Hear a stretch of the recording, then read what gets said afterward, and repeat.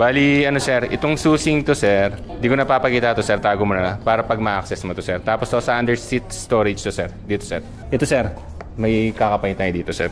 Sige sir, may butas diyan para mabuksan mo yung upuan. Yan yung hiwalay yung keyless niya sir, dito no. Napasok mo sir?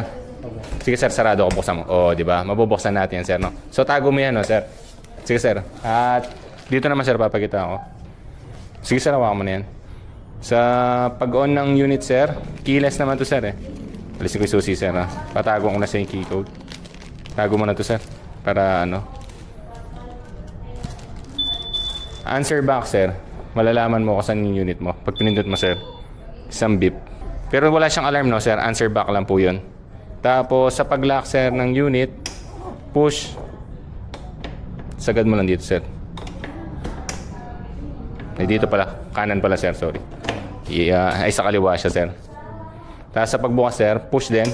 Ayun sir, magtitik. Adjust lang natin dito. Kung gusto mo buksan yung seat sir, dito sa seat. Open yung seat. Fuel sir, dito yan sir. Yun. So para makapagkarga ka dito yan sir no. So dapat nandito yan sir. Yan ay palatandaan. Dito lang talaga yun. Oo, dito lang sir. Hindi ka mukha sa Honda, kabilaan. Si Yamaha dito lang sir. Oo. Oo. Tapos pag sisindihan natin ulit sir, patapusin lang natin yung animation sir bago natin start. No sir. So may orasan siya, 6:52. Mali yan sir. Turuan kayo paano i-set yan sir. Hold mo lang matagal to. Pag na-hold na matagal yan sir. Yun sir. So nag-6, pumunta sa 6 di ba? Pupunta tayo dito sa 52. 7 na boss.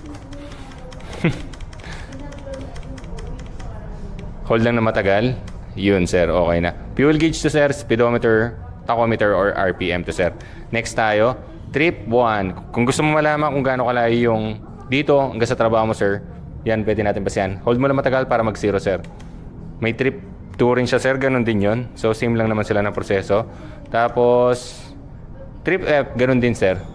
And then fuel economy, tapos average eco niya sir. Voltmeter sir, so basihan natin to.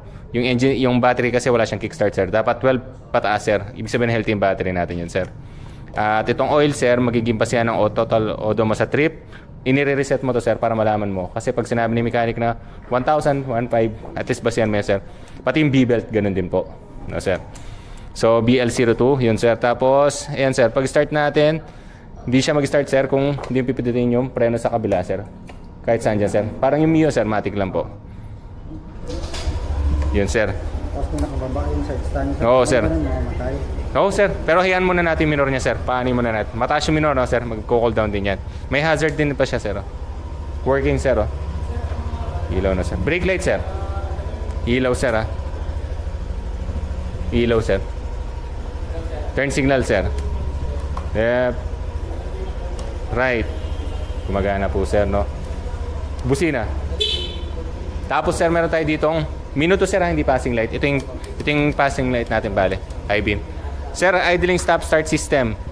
Kung sa mamamatay yung engine mo or stop and start system ni Yamaha pag na-reach niya yung tamang init. So kunwari sir, sir, side stand muna natin ha. Side stand sir, hindi mo siya may start. Traffic sir, mamamatay yung engine mo, gas mo lang aandan na sir. Hindi mo na kailangan pindutin starter water.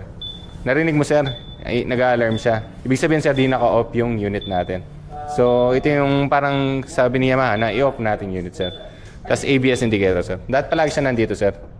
Kasi pag nandito yan, lumayo ka, tutunog pa rin yun, alam ko eh. Meron pa rin siyang beep sir na sounds na kailangan i-off pa rin natin sir. Oo, dito sir, dito sa pinaka ano. Yan sir. Yan po yung pinaka-off natin sir. No? So yun lang naman sir. Ito yun sir, park brake lock ni Yamaha to sir. Yan o, hindi mo magagalawin sa likuran mo sir. Pag nasa incline ka, pag nag-side stand ka sir. No, pindutin mo lang to sir, mawawala yan. Boss, yung warranty pala niya is 12 months or 12,000 whichever camper sir. So sakop lang nun, engine and electrical. So sa engine sir, automatic yung clutch lining di po kasama dyan, yung CVT.